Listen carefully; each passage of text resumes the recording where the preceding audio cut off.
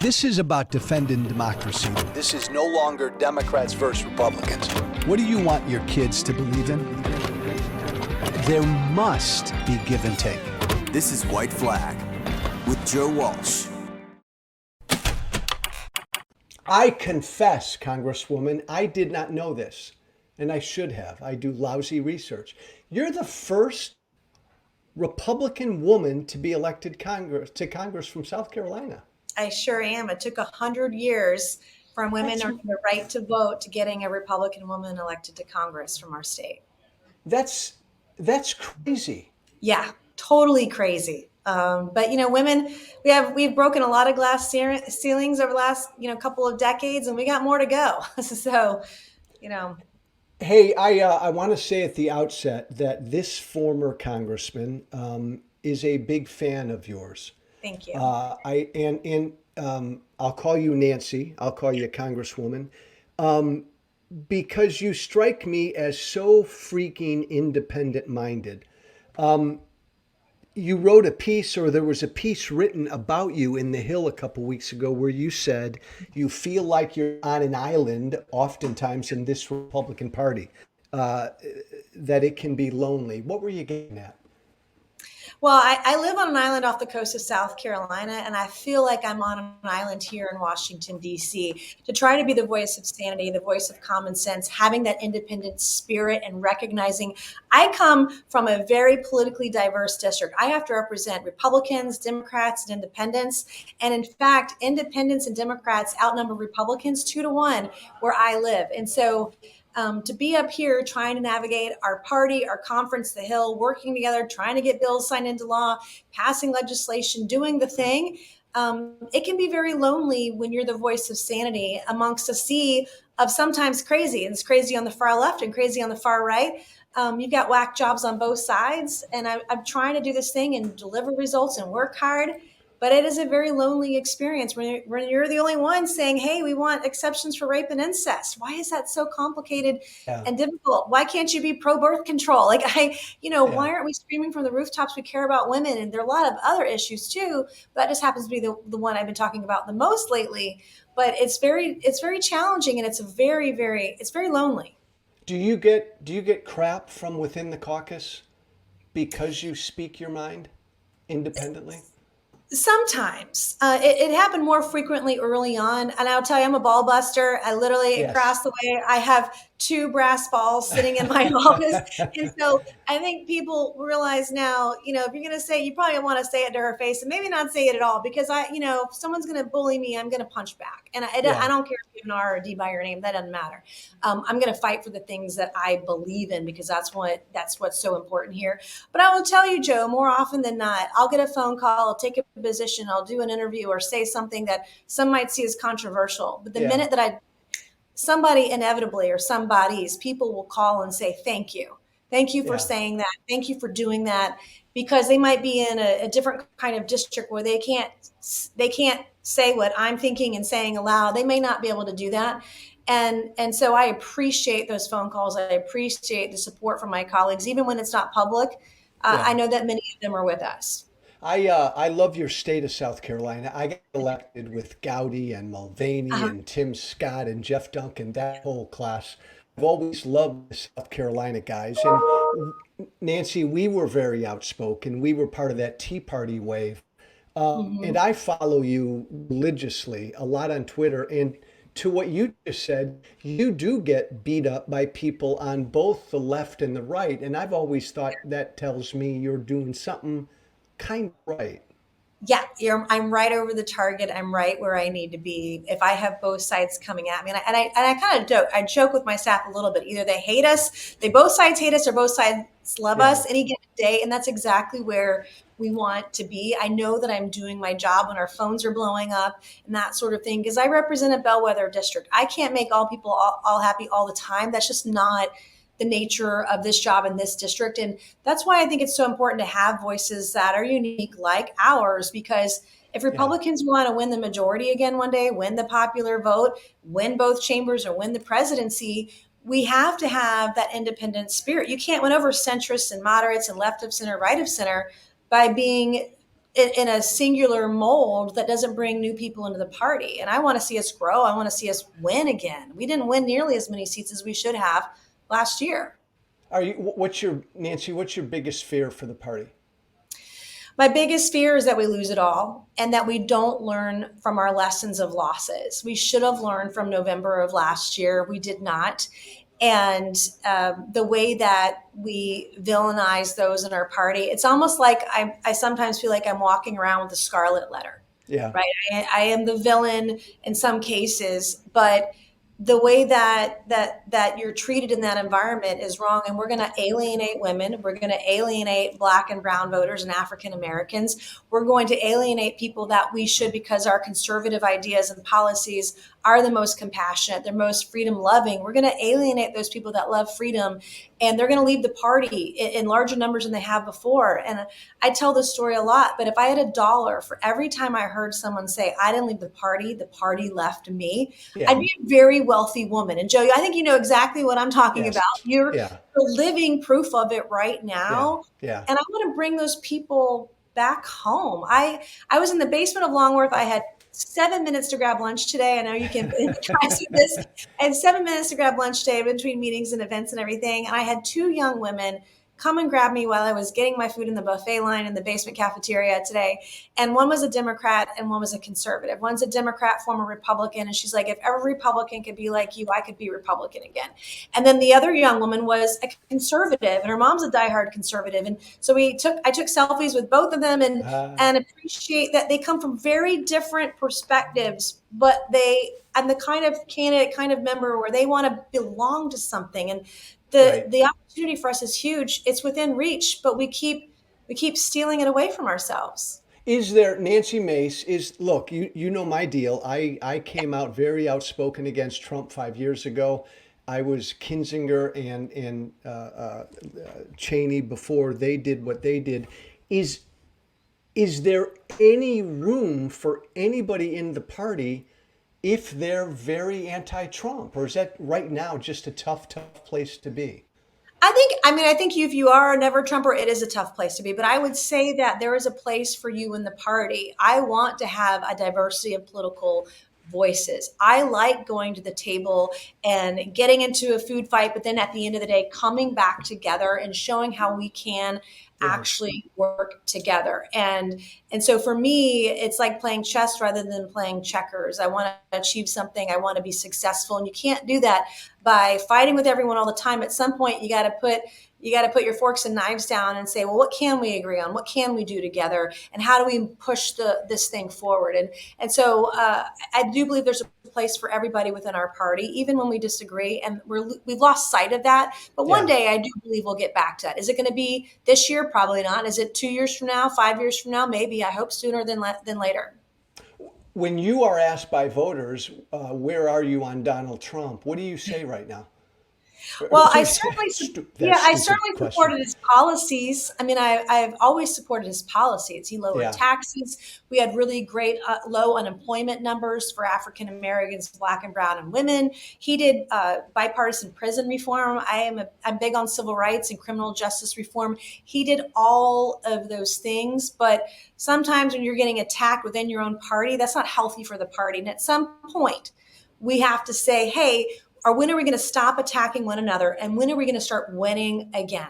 And that's going to take, swallowing our pride and humbling ourselves and saying this fight's over. And we want to get our country back, because what Joe Biden is doing and what we've seen our economy tank and inflation go up, we've got a lot of work to do. But Republicans have been they're just as guilty as Democrats, and we've got to recognize our fault and all that as well. I'm thinking debt ceiling right now. Both parties have contributed to where we are today with $32 trillion in debt. Yep. But we've got to come together. We've got to find a way to work together. And I want to welcome everybody into open arms. Heck, I would take former Democrats and independents into our party. Our policies are the best for our nation. We love freedom. And we want our economy to be stable. We want the economy to grow every quarter. We want to reduce inflation. We want to improve the supply chain. I want to help women. I mean, so we have great policies We have great ideas, but we've got to embrace great people too. Do Even you, if Nancy Mace, do you worry that your party, my former party, is losing the ownership of this notion of freedom? Like we're banning books and we've got the governor of Florida going after companies for what they Mickey say, Mouse, going and after Mickey Mickey Mouse. Mouse, and you've Yeah, talked about the issue of abortion. yeah. My God, do you worry and think about I mean, and the Democrats are actively trying to position themselves as a party of We freedom. weaken ourselves when we're going after the most favored place on earth, which is Disney World, right? Yeah, Who doesn't love Mickey Mouse? People travel from all over the world. Doing the 6 week ban where women have to report their rapes. I mean, that is not. Banning books, which might be a violation of the First Amendment. Parents ought to have a say in the books that their kids are reading. I know what apps my kids are on. I know who they're talking to. Like, that's our job as parents. It's not the government's job to decide what apps, TikTok, for example, yeah, that our kids should have on their phones. Like, that's my decision as a parent. I don't need the government telling me what to do with my kids or what they can read or what movies they can watch. That is a bridge too far for people who love freedom. The same thing with gay marriage. If you love freedom, then two people should be free to marry whoever they want, right? And so we are losing on the message of freedom. But our overall, I would say our policies, because I love freedom, I'm kind of small L libertarian, I have that independent spirit.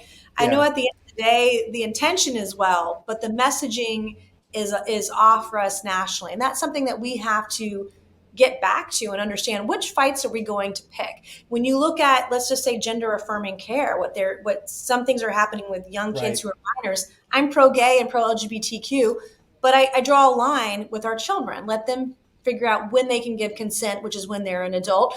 I just saw a story yesterday about a young woman out in California who lost a medal or a place to a biological male. And again, women have achieved so much, and yet our athletic achievements are being taken away. And not that to say that this is, this kid can be whomever he wants to be, even if he wants to be a she, but maybe compete against other biological men. So women can have the achievements in academics or in sports and not be forced to change in a locker room. I think there's a fine line, because the far Yeah. left has their own issues with freedom. You're taking away opportunity and achievements from young girls and women, and you're facing vulnerable girls. You're putting them in a locker room with biological men.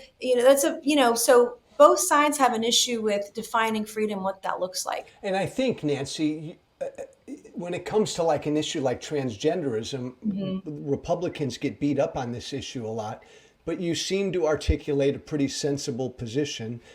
Young, Normal. It's just the normal. normal, like young people should be able to identify. That's between the Yeah. parent and the children. And when it Whatever comes to, pronoun you want to use, you want to wear a dress, that's fine. Grow your hair out, whatever. Maybe not cut off private parts at 15. That's a bad idea. That's where I draw the line. agreed. You become an adult, have at it. And when it comes to sports and locker rooms, I think most Americans, there's a common sense Yeah. solution there. But I worry, Nance, that like the party is too many in the party are not nearly as tolerant as you are. And we hear some of those intolerant voices, like Republicans will say it's a mental illness, transgenderism, and that it should be banned and things like that. I worry about those voices kind of dominating. Yeah, well, but on the same token, you've got people who say it's okay with a male being in a girl's locker room. I mean, Both sides. my daughter's Yeah. birthday was Sunday. She just turned 14. I took her on a shopping spree on King Street in downtown Yeah. Charleston on Sunday. And there was a biological male that was in her dressing room in the fitting area for women, dedicated to women. And so, I mean, I see this as a mom. I go everywhere with my kids. Like, if you're worried about your kid being in a bathroom or a Yeah. dressing room, you should be with your kid, right? But these are things that are affecting young girls and women. And the left would say, the counter argument there, Joe, is that the left would allows this to happen and thinks it's Right. Right. okay. It's not okay. And so those are both sides, which is why I think you're seeing an enormous number of people identify as independent, not Yeah. one party or the other. And I would argue that in our district, Joe, I think we've got about 40% of the voters are independent, 32% are Republican, 28 Wow. Democrat. I I mean, didn't realize that. Wow. it's huge. And I do a town hall every week that we're not in session, and Right. it's always a third, a third, a third. it's not dominated by Republicans or conservatives or Democrats or, independents often outnumber anybody else. But that's Yeah. what I'm seeing. And it's higher than it's ever been. How do we handle the issue of abortion? You're pro-life, I'm pro-life. You and I are the same, though. These 6-week bans, some of these extreme measures have got to be rethought. Yeah. I mean, I'm villainized. I kind of wear the scarlet letter on this issue. I've become the villain, especially on abortion. I'm pro-life, but I also support exceptions for rape and incest and life of Yeah, the mother. I support birth control. If you want to reduce the number of abortions in this country, we have to make sure we reduce the number of unwanted pregnancies. And sometimes Republicans will think, well, every woman has access to birth control. No, they don't actually. In South yeah, Carolina, we have 14 counties that don't have a single OBGYN doctor. So there's got to be, and I have a bill to address some of these issues, getting nursing care in rural areas, foster care, adoption care, rape kit services, getting birth control for women and a yeah. faster method approval via the FDA. So I've got a slate of bills that will approach this, but we have to be talking about rape and incest. And 5 years ago, you couldn't say the word rape as a Republican. It was a 4-letter word. It still Right, is. right. But I am trying to shout from the rooftops and say, this is a path to success. This is where we can find the middle ground. And I even had, I occasionally, when I have time, I read my constituent mail. Okay, don't be shocked. But I read a letter from a woman about 2 months ago who Yeah, left the Republican Party over the abortion issue, considers herself an independent voter. She's pro-choice. Her gestational time frame limit is 14 weeks. yeah, 15 to 20 weeks as a pro-life conservative with exceptions. yeah. And it was just 2 years ago, Susan B. Anthony and other pro-life groups were at 20 weeks with a pain capable bill, 20 weeks with exceptions. So that is the middle ground. And they got Roe overturned. They moved the goalpost. No, that's no longer good enough. You're not conservative if that's where you are. But we have to find that middle ground. And I think that's where that middle ground is. It's at 15 to 20 weeks. It's exceptions. It's birth control. It's foster care. What do you do with the unwanted children? It's all of those. It's an all of the above approach, and maybe not be an asshole to women. Like Yeah, maybe, I love Nancy. I've heard you say that. I freaking love that line, and I love that line yeah. because it hits and it's pointed and it's true. Look, you know the deal. So many on our side said for years, overturn Roe, overturn Roe, overturn Roe, and we never expected it to happen, and it's happened, and this is a whole new world.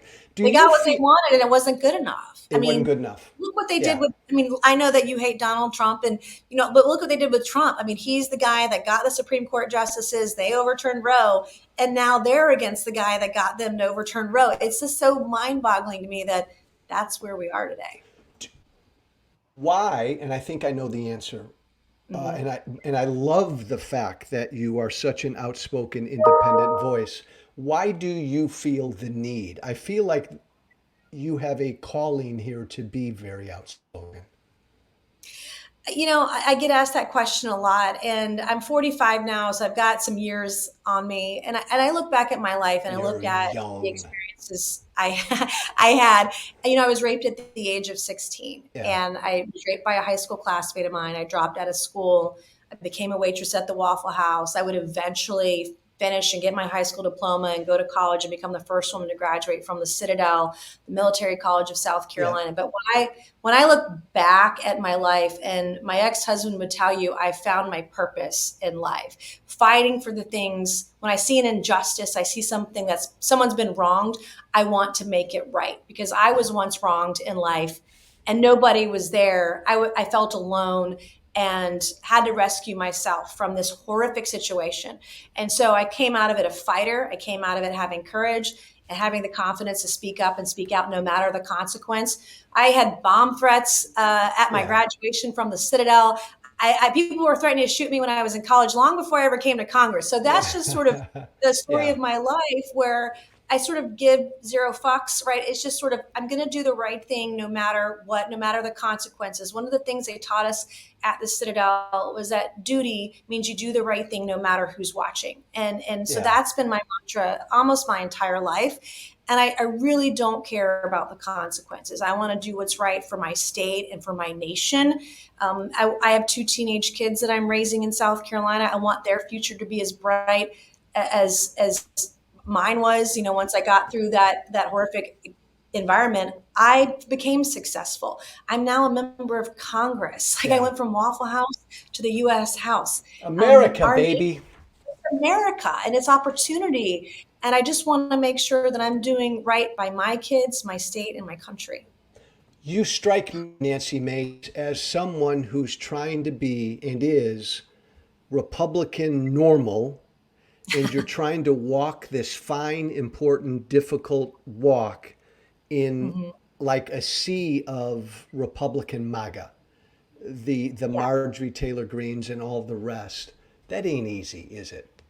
It's not easy, and in fact, Marjorie and I butted heads a lot early on. But I talk to her now. I've also talked with other members across the aisle. I'm trying to find that balance of how do we work together and Yeah. try to deliver results on things that we care about. And I'm trying to do it with MAGA, with Democrats, trying to do all of the above because that's what the American people want us to do. They don't want us to be tweeting all day when we're in office. Like, what the Yeah. hell are we doing? Right. What are we doing in our hearings? When we do the investigations, what happens at the end of it? What bills are we going to get the president to sign into law? All these things, what are we going to accomplish at the end of the day? And if we don't have some accomplishments to list at the end of this 2 years of this 118th Congress, we won't be coming back in the majority. And there are Do you serious think, consequences to these decisions.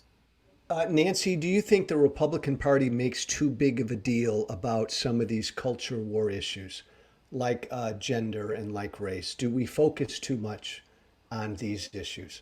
I think some people do. I mean, woke, I mean, the word woke is so overused. You Yeah. have to tell a Yeah. story on why woke is. And that's why, like, when I read stories or I read articles, this is happening literally yesterday. This young woman from California, I think I tweeted it last night, or maybe it was this morning. But this stuff is happening where achievements by women are being taken away. It is happening in our country. And as a woman and as a mother, I feel like I need to speak up and speak out for other women so that Yeah. my daughter doesn't have to one day. And so these are things that are happening. I do think we get a little carried away. We have to make sure that we respect the Constitution and we respect the First Amendment, for example. You know, when you're banning books from libraries, what Yeah. does that say? You are going to be compared to Nazi Germany if you do that, Yes, right? And, we and, are. and so we don't see the forest through the trees sometimes. And then on the gender affirming care stuff, when you actually look into it and you see what it does to like sterilizing kids or permanently, making sure they can't have children in the future. And then you hear stories like Chloe in Tennessee where her breasts were cut off or she got a double mastectomy at 15 because she had gender dysphoria. And then a year later said, hey, I don't want to be a boy anymore. I want to be a girl again. It was too late. And so those are real people, real children with real stories. Those are real things. But at the same time, we got to be able to walk and chew gum. We got to address inflation. You got to address the economy. You got to address the immigration issues that we're having at our southern border. All those things. It's not just one thing. There are a lot of things that are challenging our country. But at the end of the day, number one, Republicans and Democrats alike have contributed to many of the problems we have today. And both sides want to get on Twitter. They want to get as many interviews as they can. They want to raise money, and then they don't want to do anything. Yeah. And at some point, that it's got to stop. It's got to end, and we've got to deliver. A couple more quickies, and I'll let you go back and do your job. A bone to pick with you, but you can slap me upside the head. This, I this, will if I can. and I want you to. This Yeah. whole Biden investigation thing, it just seems to me, Nancy, that we're trying to make a case that like Biden headed some foreign influence operation to benefit his family and all of the rest. And it just seems like there's no evidence. There's nothing. And it seems like it's stuff to just feed some of these right-wing conspiracies because I don't see evidence out there. I mean, Hunter Biden is a scumbag and he used his family to enrich himself. But Yeah. grossly, too many people do Did you, that, but I don't did you see see the the evidence. tweet? Yeah, Go we put ahead. out bank records. Everyone says, hey, there's no evidence. We literally have the bank records of dozens and dozens of shell companies. If you have Rosemont Seneca 1 through 12 and ABCD through Z, if you look at the way that money was moved around and the number of shell companies, the number of Biden family members, it looks like classic RICO, right? It looks like money laundering. The suspicious activity reports, those are confidential. We're not allowed to put them out in the public. We are allowed to put out bank records. There was just an IRS whistleblower last week fired from their job who'd been on this case since the beginning, who was just fired from their job without cause for no reason. And so where there's smoke, there's fire. And I want to just follow the facts, whatever they may be. And I'm not a conspiracy theorist. I'm not one of those people at all. I try to call the balls and strikes on both sides of the aisle. I try to be very consistent about it. But the stuff that I've seen, if it's not illegal, it should be. And so one of the documents, one of the whistleblowers that we're talking to now has alleged evidence of bribery with the president. And at the end of the day, none of this happens without Joe Biden. And we know that Hunter Biden was helping to pay for his bills. And when you look at it, it was a brother, it was a son, it was current wives, ex-wives, a grandchild, nieces and nephews. And I think that the children that are involved, they're collateral damage. I mean, they're not, can't imagine there would be ill intent by those people, but they weren't foreign agents. They didn't have widgets that they were selling to China. Seed money went into their pockets. It didn't go anywhere. And so if it's not illegal, it should be. And we need to fix that. And if it is illegal, then we ought to refer charges to the DOJ at the end of our investigation, because I don't believe in preempting that. But if we show that there are charges that should be referred to DOJ, then we ought to do that.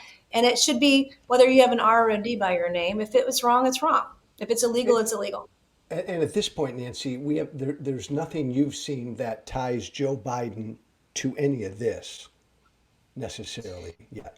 None of this happens without Joe Biden. Well, I mean, again, literally, because he was vice president. Agree with that, but you have not seen evidence that Joe Biden was actively part of this scheme to enrich himself from. We don't have Joe Biden's bank records, so we don't have those yet. But I would tell you that if you look at the revolving door of the meetings and appointments he had as vice president and president with Hunter Biden's colleagues and business associates, if you look at the amount of money, they got a third of all this money that always came through. We're talking about more than tens of millions of dollars, millions of dollars out the wazoo here that we're talking about. When you look at the plane records that Hunter Biden was on flights to China as well with Joe Biden, when you add all of it up, at the end of the day, I do believe with the whistleblowers, we will show direct evidence, but we've got to be able to show it to the American people. And right now the FBI is stonewalling. They stonewalled again this week on us on some particular pieces of documentation that we know exist. But we've got to prove our case to the American public too. And that's called due process. And hopefully we'll get there. And I believe that we will. What's the least favorite part of your job? Oh, goodness. I love my job, though. I knew you were going to say that. I love the job, and it is hard. I can be hard on my kids sometimes. Yeah. I've had my car keyed. I've had my house spray painted.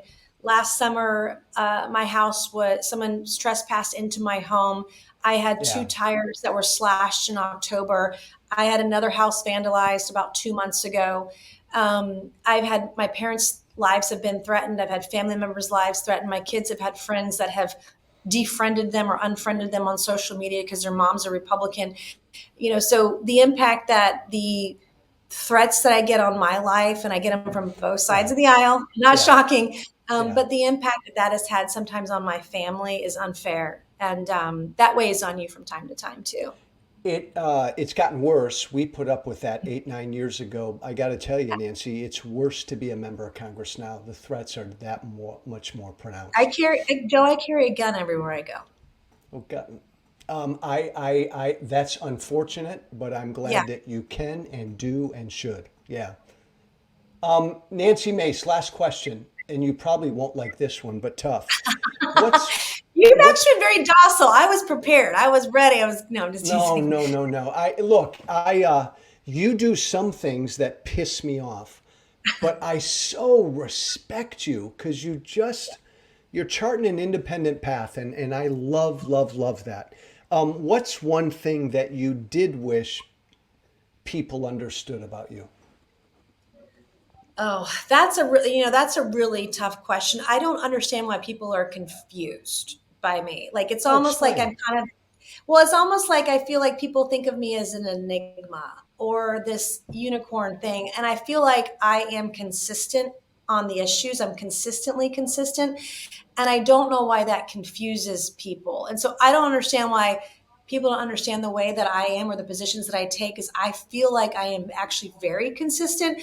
But I feel like there's this confusion, or she's an enigma, or she's a wild card. And it's like, no, I actually been very consistent throughout my my political career, I should actually be pretty easy to predict here and not be confusing. So that kind of, does that make sense? No, Nancy, that's a great answer because it gels with. I spoke to another former Republican member of Congress, told him I was going to sit down with you, and their beef against you was, oh, she seems two-faced. She'll tell NBC one thing and conservative media the other thing. And then the other person, Nancy, said, she can't really be like that independent and centrist. It can't be real. There's got to be something else going on. Yeah. I think you are confusing to people. Yeah.